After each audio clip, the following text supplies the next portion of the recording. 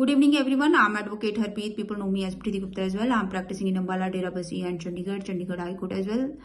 आज हम ये डिस्कस करेंगे कि कौन से स्टेप्स को फॉलो करना चाहिए बेल को अप्लाई करने से पहले और बेल को अप्लाई करने के बाद। देखिए, बेल को अप्लाई करने से पहले जो सबसे पहला स्टेप है वो तो यही है कि आपको एक अपना लिए एक एडवोकेट हायर करना चाहिए। एडवोकेट हायर करना बहुत इंपॉर्टेंट है बिकॉज एक एडवोकेट ही है जो आपको ये बता सकता है कि जो आपकी बेल है वो कौन से सेक्शन में और कौन सी कोर्ट में लगेगी। फर्स्टली वही एडवोकेट साहब ही आपको बताएंगे कि बेल जो है कौन सी लगेगी। जैसे कि मैं अपने पहले भी कई वीडियोस में बता चुकी हूँ कि बेल जो है वो कई प्रकार की होती है। जैसे एंटीसिपेटरी बेल है, रेगुलर बेल है, प्री अरेस्ट बेल है, डिफॉल्ट बेल है, ब्लैंकेट बेल है, जंप बेल है।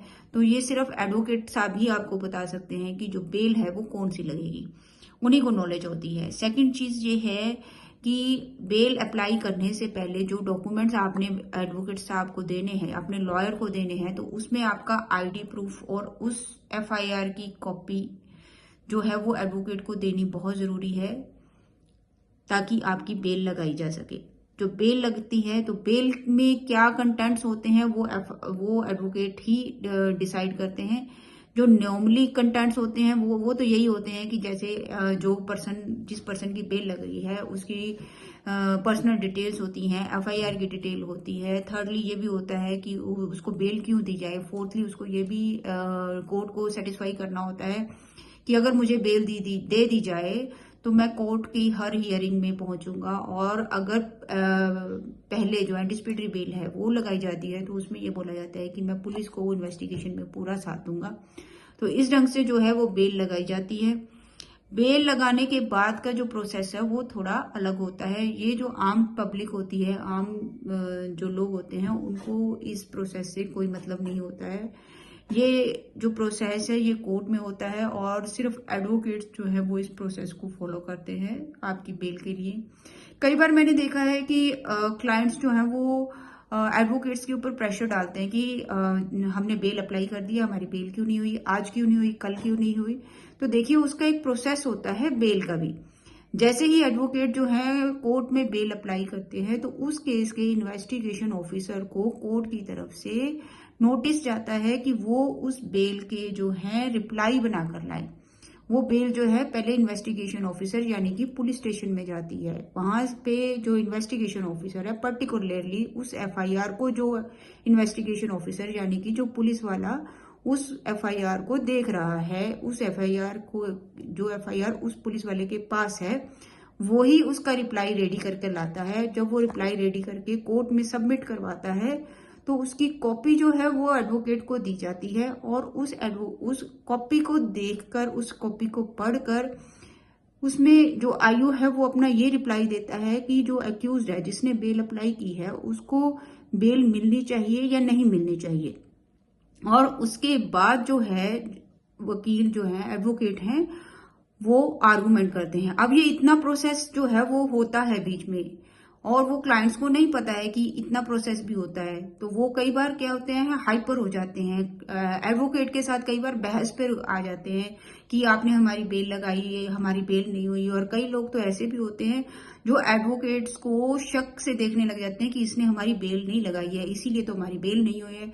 लेकिन देखिए, बेल लगाने के बाद कोर्ट का एक प्रोसीजर होता है, कोर्ट उसको फॉलो करता है, उसी के बाद बेल होती है। जो कोर्ट है वो बेल एप्लीकेशन के बाद डेट लगाता है आईओ के लिए, इन्वेस्टिगेशन ऑफिसर के लिए, ताकि वो रिप्लाई लाए, और फिर उसके बाद ही आर्गुमेंट डिसाइड की जाती है। और कई बार ऐसा भी होता है कि जज साहब सेम डे आर्गुमेंट नहीं सुनते हैं, वो एक और डेट लगा देते हैं आर्गुमेंट के लिए। तो ऐसा कुछ नहीं है कि अगर एडवोकेट ने आपकी बेल लगाई है तो कहीं वो आपके लिए गलत कर रहा है, ऐसा कुछ नहीं है। कोर्ट को भी टाइम चाहिए होता है कि वो बेल डिसाइड करे। अब इसके बाद क्या होता है कि जब आर्गुमेंट हो जाती है तो उसके बाद जो जज साहब हैं या तो वो बेल कैंसिल कर देते हैं या बेल अलाउ कर देते हैं। बेल अलाउ हो जाती है तो बेल बॉन्ड फर्निश किए जाते हैं। अब कई लोगों को ये भी नहीं पता होता है कि बेल बॉन्ड फर्निश जो है वो क्या चीज होती है। यहाँ पर भी देखिए, जैसे जैसे आपके एडवोकेट साहब आपको गाइड करते हैं, जैसे जैसे आपके लॉयर आपको गाइड करेंगे, बिल्कुल आपको वैसे ही चलना होता है। इसमें देखिए, बेल बॉन्ड में सबसे इंपॉर्टेंट चीज ये होती है कि आपको एक जमानती एक शनाख्ती, इन दोनों की ज़रूरत होती है। और जो जमानती होता है वो अपने साथ या तो कोई प्रॉपर्टी लेकर आता है या फिर एफडीज वगैरह जो आजकल चल रही हैं वो लेकर आता है, जितने की बेल बॉन्ड जो है जज ने अलाउ किए हैं, कोर्ट ने अलाउ किए हैं।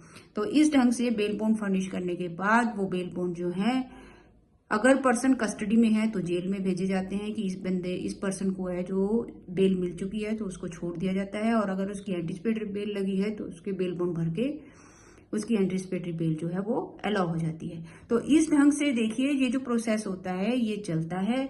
और इसके लिए बहुत इंपॉर्टेंट है, इट इज वेरी नेसेसरी कि आप एक एडवोकेट के बिना, एडवोकेट की सलाह के बिना ना चलें। और सबसे इंपॉर्टेंट चीज ये है कि आपने एक कहावत सुनी होगी कि अगर हम डॉक्टर को अपनी सारी प्रॉब्लम नहीं बताएंगे तो वो हमारा इलाज नहीं कर सकता। सेम जो है वो एडवोकेट्स के साथ होता है। अगर आप अपने एडवोकेट से कोई भी बात छुपाते हैं, कुछ भी, तो वो आपके केस पे बहुत इफेक्ट पहुंचाती है। और सबसे एक चीज और बताना चाहूंगी कि बेल का मतलब ये नहीं है कि केस खत्म हो गया। बेल का मतलब ये है कि आपको अपना पक्ष रखने का मौका मिलेगा जेल के बाहर आकर, जेल के बाहर से ही, कि आप अपना पक्ष रखें इस केस के बारे में। तो केस नहीं खत्म होता, केस तो चलता है जब तक कि उसका डिसीजन नहीं हो जाता। Thank you so much.